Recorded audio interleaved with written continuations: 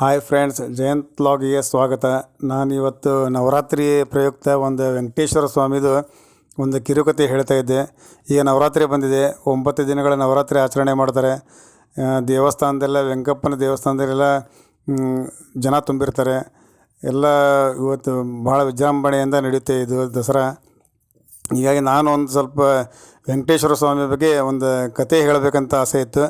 ದಯವಿಟ್ಟು ಈ ಕಥೆಯನ್ನು ಸಂಪೂರ್ಣವಾಗಿ ಕೇಳಿ ಮತ್ತು ವಿಡಿಯೋನ ನೋಡಿ. ಇನ್ನೂ ಯಾರು ಸಬ್ಸ್ಕ್ರೈಬ್ ಆಗಲ್ಲ, ಸಬ್ಸ್ಕ್ರೈಬ್ ಆಗಿ, ಕಮೆಂಟ್ ಮಾಡಿ. ಕಲಿಯುಗದ ದೈವ ಭಗವಾನ್ ವೆಂಕಟೇಶ್ವರ. ವೆಂಕಟೇಶ್ವರ ಸ್ವಾಮಿ ಲೀಲೆಯ ಬಗ್ಗೆ ನಿಮಗೆಷ್ಟು ಗೊತ್ತು? ಯಾವ ಪುರಾಣಗಳಲ್ಲಿ ವೆಂಕಟೇಶ್ವರನ ಮಹಿಮೆಯನ್ನು ಬಣ್ಣಲಾಗಿದೆ ಗೊತ್ತಾ? ವಿಷ್ಣು ವೆಂಕಟೇಶ್ವರನಾಗಿ ತಿರುಪತಿಯಲ್ಲಿ ನೆಲೆಸಲು ಕಾರಣವೇನು? ನಾನು ಈಗ ಒಂದು ಸ್ವಲ್ಪ ವೆಂಕಟೇಶ್ವರನ ಬಗ್ಗೆ ಹೇಳ್ತಾ ಇದ್ದೇನೆ, ಅದು ಹೇಳಿದರೆ ನಿಮಗೆ ಗೊತ್ತಾಗುತ್ತೆ. ಹಿಂದೂ ಪುರಾಣಗಳ ಪ್ರಕಾರ ಭಗವಾನ್ ವೆಂಕಟೇಶ್ವರನನ್ನು ವಿಷ್ಣುವಿನ ಪವಿತ್ರ ಅವತಾರ ಎಂದು ಹೇಳಲಾಗುತ್ತದೆ. ವರಾಹ ಪುರಾಣ ಮತ್ತು ಭವಿಷ್ಯ ಪುರಾಣಗಳ ಪ್ರಕಾರ ಮಾನವ ಅವತಾರದಲ್ಲಿ ಜನಿಸಿದ ವಿಷ್ಣುವು ವೆಂಕಟೇಶ್ವರನಾಗಿ ಲಕ್ಷ್ಮಿಯನ್ನು ಹುಡುಕಿ ಹೊರಡುತ್ತಾನೆ. ಅಂದು ಲಕ್ಷ್ಮಿಯನ್ನು ಹುಡುಕಿ ಹೊರಟ ವೆಂಕಟೇಶ್ವರನನ್ನೇ ನಾವಿಂದು ತಿರುಪತಿಯಲ್ಲಿ ನೋಡಬಹುದು. ವೆಂಕಟೇಶ್ವರ ಎಂದರೆ ವೆಂಕಟಗಳ ಅಧಿಪತಿ. ಅದರ ಅರ್ಥ ಭಗವಾನ್ ವೆಂಕಟೇಶ್ವರನು ನಮ್ಮ ಪಾಪಗಳನ್ನು ನಿವಾರಿಸುತ್ತಾನೆ. ವೆಂಕಟೇಶ್ವರ ಎನ್ನುವ ಪದಕ್ಕೆ ಇನ್ನೂ ಒಂದು ಅರ್ಥವಿದೆ. ವೆಂಕಟಗಿರಿ ಎನ್ನುವುದು ಆಂಧ್ರ ಪ್ರದೇಶದಲ್ಲಿರುವ ಒಂದು ಬೆಟ್ಟ. ಈಶ್ವರ ಎಂದರೆ ಒಡೆಯ. ಈ ಬೆಟ್ಟಗಳ ಒಡೆಯನೇ ವೆಂಕಟೇಶ್ವರ ಎಂದು ಹೇಳುವುದುಂಟು.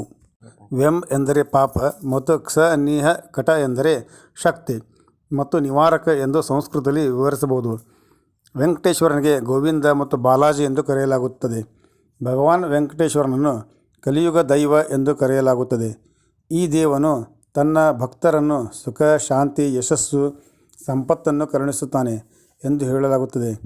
ಧ್ರುವ, ಕೌತುಕ, ಸ್ನಪ್ನನ, ಉಸ್ತವ ಮತ್ತು ಬಲಿಬೇರಂ ಎನ್ನುವ 5 ದೇವತೆಗಳನ್ನು ವೆಂಕಟೇಶ್ವರನು ಪ್ರತಿನಿಧಿಸುತ್ತಾನೆ. ವೆಂಕಟೇಶ್ವರನನ್ನು ಪೂಜಿಸಲು ಓಂ ನಮೋ ವೆಂಕಟೇಶಾಯ, ಓಂ ನಮೋ ನಾರಾಯಣ, ಓಂ ಮತ್ತು ಶ್ರೀ ವೆಂಕಟೇಶ್ವರ ಸುಪ್ರವತಂ ಎನ್ನುವ ಮಂತ್ರಗಳನ್ನು ಬಳಸಬಹುದು. ವೆಂಕಟೇಶ್ವರನು ಕಲಿಯುಗ ದೈವ ಎಂದು ಕರೆಯುವ ಕಾರಣ ಆತ ನೆಲೆಸಿರುವ ತಿರುಪತಿಯನ್ನು ಕಲಿಯುಗ ವೈಕುಂಠ ಎಂದು ಹೇಳಲಾಗುತ್ತದೆ. ಆಂಧ್ರ ಪ್ರದೇಶದ ತಿರುಮಲ ವೆಂಕಟೇಶ್ವರ ದೇಗುಲದಲ್ಲಿ ಸ್ವಾಮಿಯು ನೆಲೆಸಿದ್ದು ಇದನ್ನು ವಿಶ್ವದ ಅತಿ ಸಿರಿವಂತ ದೇಗುಲ ಎಂದು ಕರೆಯಲಾಗುತ್ತದೆ.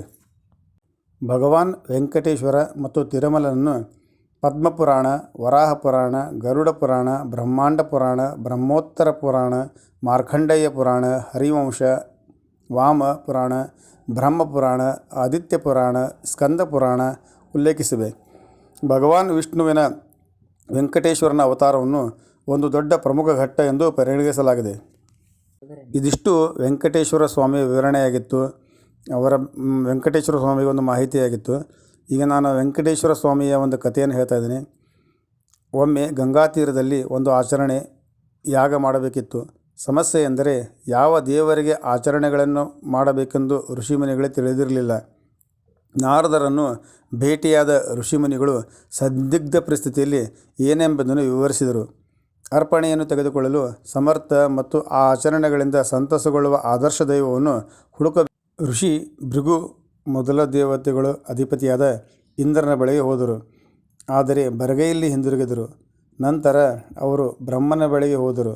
ನಂತರ ಶಿವನ ಬಳಿಗೆ ಹೋದರು. ಆದರೆ ಅವರ ಕಾರ್ಯದಿಂದ ತೃಪ್ತನಾಗಲಿಲ್ಲ.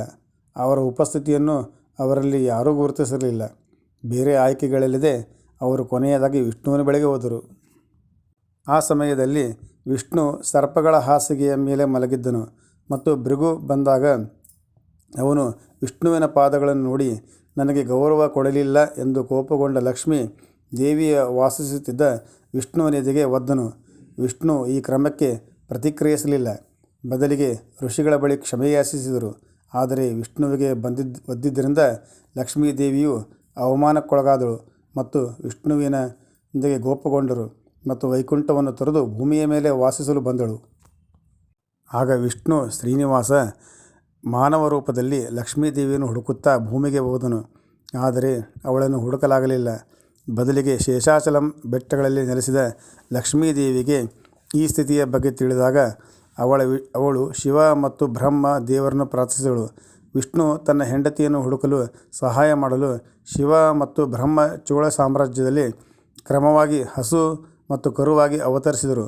ಹಸು ಮತ್ತು ಕರು ಪ್ರತಿದಿನ ವಿಷ್ಣುವಿನ ಬಾಯಾರಿಕೆಯನ್ನು ಕಡಿಮೆ ಮಾಡಲು ತಮ್ಮ ಹಾಲನ್ನು ನೀಡುತ್ತಿದ್ದವು. ಒಂದು ದಿನ ಚೋಳರಾಜನು ಈ ಕೃತ್ಯವನ್ನು ನೋಡಿದನು. ತನ್ನ ಹಸುವನ್ನು ತಡೆಯಲು ಪ್ರಯತ್ನಿಸಿದನು. ತನ್ನನ್ನು ಅಪರಿಚಿತ ತಪ್ಪಿಗೆ ವೆಂಕಟೇಶ್ವರನು ಚೋಳರಾಜನನ್ನು ರಾಕ್ಷಸನಾಗಬೇಕು ಎಂದು ಶಪಿಸಿದನು. ರಾಜನು ಕರುಣೆಗಾಗಿ ಬೇಡಿಕೊಂಡನು. ಅದಕ್ಕಾಗಿ ಶ್ರೀನಿವಾಸನು ತನ್ನ 2ನೇ ಜನ್ಮದಲ್ಲಿ ನಿನ್ನ ಮಗಳು ಪದ್ಮಾವತಿಯನ್ನು ಮದುವೆಯಾಗುವುದಾಗಿ ಹೇಳಿದನು. ವರ್ಷಗಳು ಕಳೆದಂತೆ 2ನೇ ಜನ್ಮದಲ್ಲಿ ಪದ್ಮಾವತಿ ಮತ್ತು ಶ್ರೀನಿವಾಸ ಅಂತಿಮವಾಗಿ ಭೇಟಿಯಾಗಿ ಮದುವೆಯಾದರು. ಮದುವೆಗಾಗಿ ಶ್ರೀನಿವಾಸ ಭಗವಾನ್ ಕುಬೇರನಿಂದ ಅಪಾರ ಪ್ರಮಾಣದ ಸಾಲವನ್ನು ತೆಗೆದುಕೊಂಡು ಕಲಿಯುಗ ಮುಗಿಯುವ ಮೊದಲು ಸಾಲವನ್ನು ಮರುಪಾವತಿಸುವ ಭರವಸೆ ನೀಡಿದರು. ಕುಬೇರನಿಂದ ಪಡೆದ ಸಾಲವನ್ನು ಸ್ವಾಮಿ ಇನ್ನೂ ಮರುಪಾವತಿಸುತ್ತಿದ್ದಾನೆ ಮತ್ತು ಕಲಿಯುಗದ ಕೊನೆಯವರೆಗೂ ಇದು ಮುಂದುವರಿಯುತ್ತದೆ. ಹೀಗಾಗಿ ವಿಷ್ಣು ಈ ಕಲಿಯುಗದಲ್ಲಿ ತಿರುಮಲ ವೆಂಕಟೇಶ್ವರ ದೇವಸ್ಥಾನದಲ್ಲಿ ತನ್ನ ಭಕ್ತರಿಗೆ ಮೋಕ್ಷದತ್ತ ಮಾರ್ಗದರ್ಶನ ನೀಡಲು ಮತ್ತು ನಿರ್ದೇಶಿಸಲು ಉದ್ಭವನಾಗಿದ್ದಾನೆ. ಕೆಲವು ಧರ್ಮಗ್ರಂಥಗಳ ಪ್ರಕಾರ ಪದ್ಮಾವತಿ ಅಲಮೇಲು ಎಂಬ ಇನ್ನೊಬ್ಬ ಮಹಿಳೆಯನ್ನು ಮದುವೆಯಾದದ್ದನ್ನು ಲಕ್ಷ್ಮಿ ತಿಳಿದ ನಂತರ ಶ್ರೀನಿವಾಸನು ಕಲ್ಲಿನ ರೂಪದಲ್ಲಿ ತಿರುಗಿದನು. ಶ್ರೀನಿವಾಸನ ಕಲ್ಲಿನ ಪ್ರತಿಮೆಯಾದ ನಂತರ ಪದ್ಮಾವತಿ ಮತ್ತು ಲಕ್ಷ್ಮಿ ಕೂಡ ಎರಡೂ ಕಡೆ ಕಲ್ಲಿನ ರೂಪದಲ್ಲಿ ನಿಂತರು. ಲಕ್ಷ್ಮೀದೇವಿಯು ಅವನೊಂದಿಗೆ ಎದೆಯ ಎಡಭಾಗದಲ್ಲಿ ಮತ್ತು ಪದ್ಮಾವತಿ ಅವನ ಎದೆಯ ಬಲಭಾಗದಲ್ಲಿ ನಿಂತಿದ್ದಾರೆ. ಅಲ್ಲದೆ ವಕುಲಾದೇವಿ ಆ ಕಾಲದ ಶ್ರೀನಿವಾಸನ ತಾಯಿಯಾಗಿ ರೂಪದಲ್ಲಿ ಸೇರಿಕೊಂಡು ಎಂದು ಹೇಳಲಾಗುತ್ತದೆ. ತಿರುಮಲ ವೆಂಕಟೇಶ್ವರ ದೇವಸ್ಥಾನ ಸಾರ್ವಜನಿಕರ ಅಪಾರ ಕೊಡುಗೆ ಮತ್ತು ದೇಣಿಗೆ ಪಡೆಯುವ ಭೂಮಿಯ ಅತ್ಯಂತ ಶ್ರೀಮಂತರ ದೇವಾಲಯಗಳಲ್ಲಿ ಒಂದಾಗಿದೆ. ಈ ವೆಂಕಟೇಶ್ವರ ದೇವಸ್ಥಾನಕ್ಕೆ ಅಪಾರ ಸಂಖ್ಯೆಯ ಜನರು ಭೇಟಿ ನೀಡುತ್ತಾರೆ. ಮೇಲೆ ಹೇಳಿದಂತೆ ಪುರಾಣಗಳಿಗೆ ಸಂಬಂಧಿಸಿದಂತೆ ದೇವಿ ಪದ್ಮಾವತಿಯೊಂದಿಗಿನ ವಿವಾಹಕ್ಕಾಗಿ ಭಗವಾನ್ ಬಾಲಾಜಿ ಅಥವಾ ವೆಂಕಟೇಶ್ವರ ಕುಬೇರನಿಂದ ಭಾರೀ ಸಾಲ ಪಡೆದ. ಆ ಸಾಲವನ್ನು ತೀರಿಸಲು ಪ್ರಪಂಚದಾದ್ಯಂತ ಭಕ್ತರು ದೇವಾಲಯಕ್ಕೆ ಭೇಟಿ ನೀಡುತ್ತಾರೆ ಮತ್ತು ಹಣವನ್ನು ದಾನ ಮಾಡುತ್ತಾರೆ. ಶ್ರೀನಿವಾಸ ಇನ್ನೂ ಕುಬೇರನಿಂದ ಪಡೆದ ಸಾಲವನ್ನು ಕಲಿಯುಗದ ಕೊನೆಯವರೆಗೂ ಪಾವತಿಸುತ್ತಾನೆ. ಇದುವರೆಗೆ ಹೇಳಿದ್ದು ವೆಂಕಟೇಶ್ವರನ ಕಥೆ ಮತ್ತು ಮಾಹಿತಿ. ಇದು ನಿಮಗೆಲ್ಲ ಇಷ್ಟ ಆಗ್ತದೆ ಅಂತ ತಿಳ್ಕೊಂಡಿರ್ತೀನಿ. ಮತ್ತು ಈ ವೆಂಕಟೇಶ್ವರನ ಒಂದು ಚಿಕ್ಕದಾದ ಒಂದು ಮಂತ್ರನ ಹೇಳ್ತೀನಿ. ಅದು ಕೊನೆಯಲ್ಲಿ ವೆಂಕಟೇಶ್ವರ ಮಂತ್ರಗಳಲ್ಲಿ ಮುಖ್ಯವಾದದ್ದು ಓಂ ನಮೋ ವೆಂಕಟೇಶಾಯ ಮತ್ತು ಓಂ ಶ್ರೀ ವೆಂಕಟೇಶ್ವರಾಯ ನಮೋ ನಮಃ, ಶ್ರೀಮನ್ನಾರಾಯಣ ನಮೋ ನಮಃ, ತಿರುಪತಿ ನಮೋ ನಮಃ.